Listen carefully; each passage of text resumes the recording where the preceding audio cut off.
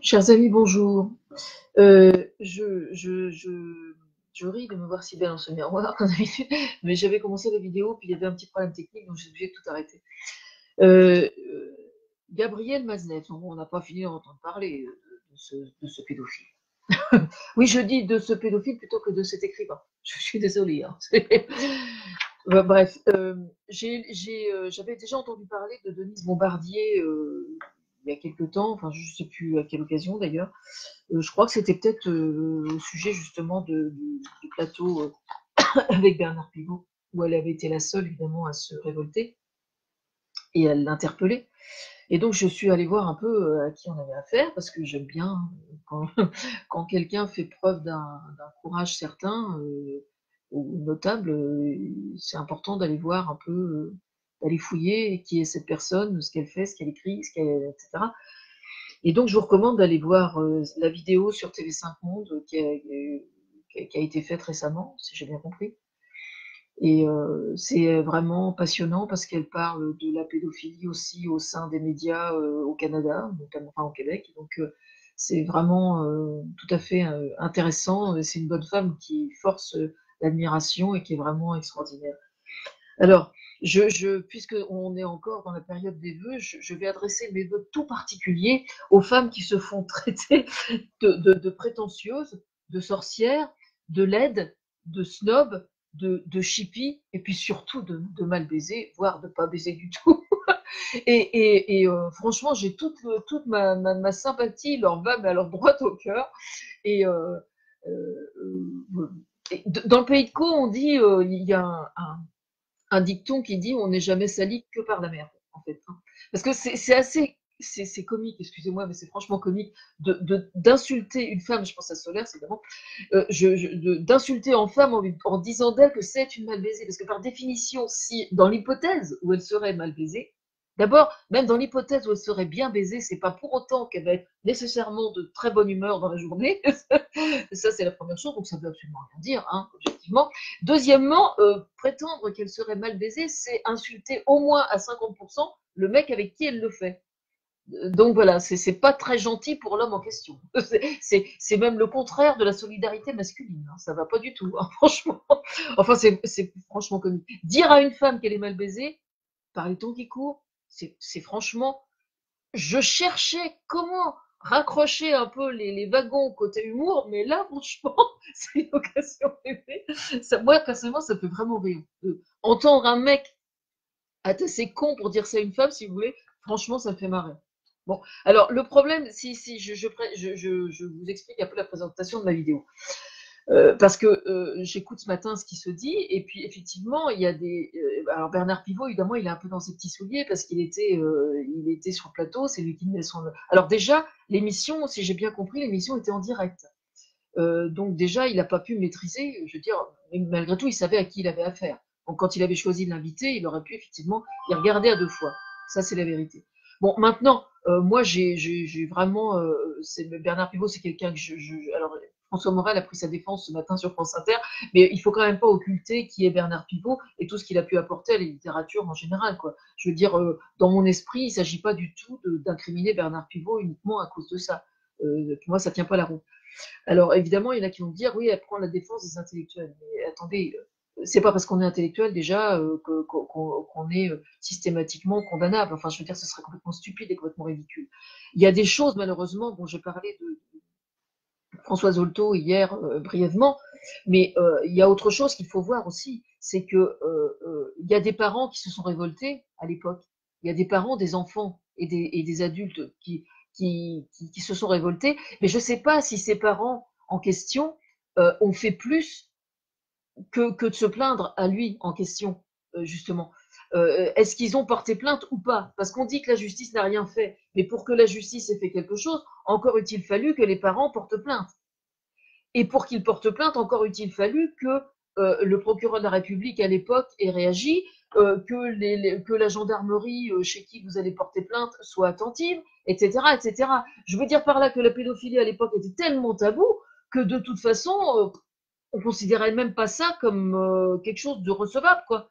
Peut-être qu'on leur aurait rionné.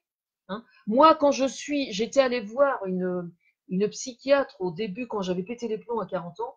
J'étais allée voir une psychiatre sur Rouen. Je l'avais vue qu'une seule fois parce que j'avais tellement de choses à sortir que je voulais avoir plusieurs séances par semaine, ce qui n'était pas remboursé par la Sécu. Donc mon psychologue à l'hôpital de jour à Duclair m'avait expliqué, il m'avait dit, moi je peux vous voir une fois par semaine, ce sera remboursé, ce sera pris en compte et tout, mais bon, allez voir ailleurs si vous voulez, peut-être que vous trouverez une solution autrement. Donc j'avais vu quelqu'un d'autre. Et j'avais vu une psychiatre sur Rouen, qui était quasiment au bord des larmes en écoutant mon histoire, déjà, ça c'est la première chose. Et puis elle m'avait dit, de toute façon, et je vous jure, je ne vous mens pas, c'est exactement ce qu'elle m'avait dit. Elle m'avait dit, de toute façon, dans les années 70, elle me dit, vous auriez franchi, votre maman et vous auriez franchi la porte de la gendarmerie pour porter plainte pour pédophilie, on vous aurait absolument pas écouté. Voilà. Alors, est-ce qu'elle, à mon avis, elle avait quand même un regard quand même assez objectif sur la situation à l'époque, rétrospectivement, sachant que les victimes souvent se disent, je vais y arriver toute seule. C'est-à-dire qu'on sous-estime complètement la gravité de ce qui nous arrive, et c'est une forme une sorte de cancer. De cancer intérieur qui vous ronge complètement. C'est un peu comme si vous aviez un énorme caillou pas d'excréments, mais d'immondice que vous avez au fond de votre cœur, et puis qui grossit, et qui fait son nid de la façon la plus perverse et la plus tordue qui soit, en pervertissant votre relation aux autres, notamment, et aux hommes, notamment, encore plus. Donc, c'est pour ça que ce problème de prescription, j'en reviens toujours là, le problème de la prescription fait que, justement, les victimes ne réalisent pas la gravité du problème, et c'est petit à petit, il y a des lumières qui s'allument à intervalles réguliers. Moi, j'ai une amie qui m'a dit un jour, sachant que j'avais pété les plombs à cause de ça, elle m'a dit un jour, j'ai toujours suspecté quelque chose, j'ai jamais osé t'en parler, mais j'ai toujours suspecté quelque chose. Elle m'en a pas parlé, malheureusement. Bon, c'est pas grave. Mais, enfin, c'est pas grave. Non, c'est pas grave. Mais ce que je veux dire par là, c'est que si je dis que je suis contre la prescription, c'est pas pour rien. C'est parce que je suis la première concernée pour être une des mieux placées pour expliquer que la prise de conscience de la gravité du problème demande des années. Et donc, le fait de se sentir assez forte pour porter plainte, ça se fait pas du jour au lendemain. C'est ça le problème aujourd'hui. Bon, ça c'est une chose. Donc à l'époque, qu'est-ce qui s'est passé?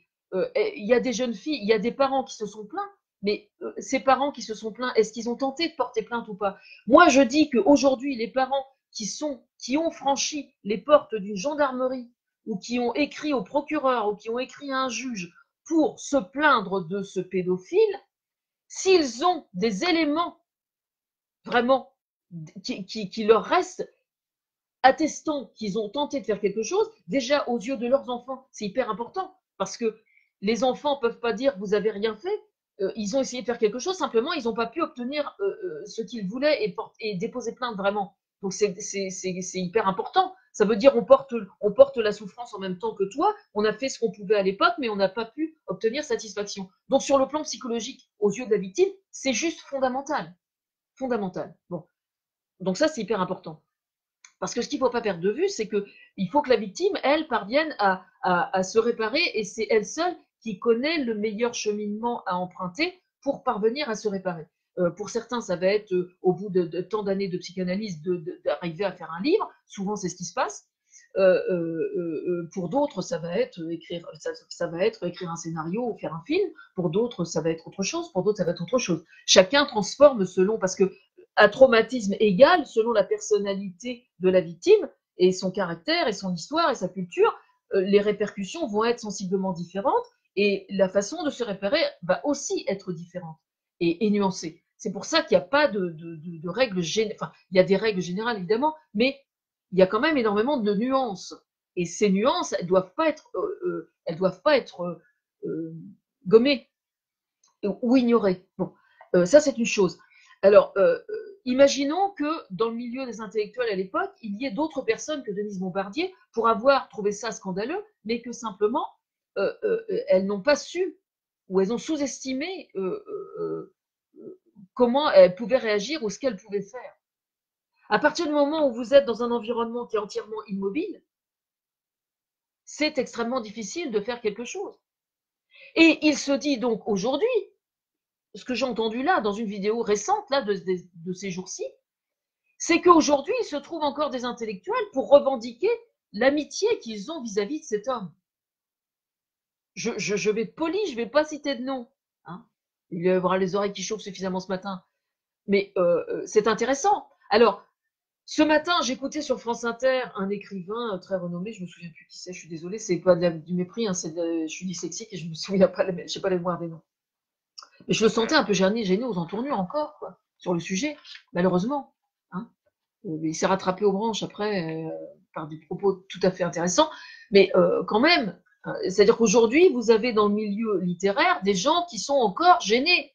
Hein. Alors la question, putain de question qui est fondamentale, à quel titre un artiste, quel que soit le secteur concerné, à quel titre un artiste se sentirait-il autorisé à harceler, à violer, à être pédophile vis-à-vis d'enfants au seul prétexte qu'il est doué dans son art? C'est au cinéma que je pense, d'accord? Est-ce qu'ils ont une légitimité et un droit différent des autres citoyens ou pas? Elle est là la question aujourd'hui.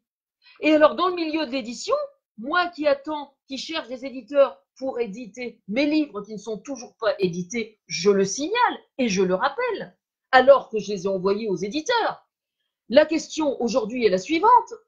Est-ce que aujourd'hui, quelqu'un qui propose un manuscrit, putain de bordel de merde, qui propose à un éditeur aujourd'hui un récit où il fait l'apologie de la pédophilie, est-ce que oui ou non, au prétexte qu'il a déjà eu un succès absolument incroyable, est-ce qu'il va signer avec un éditeur, oui ou non?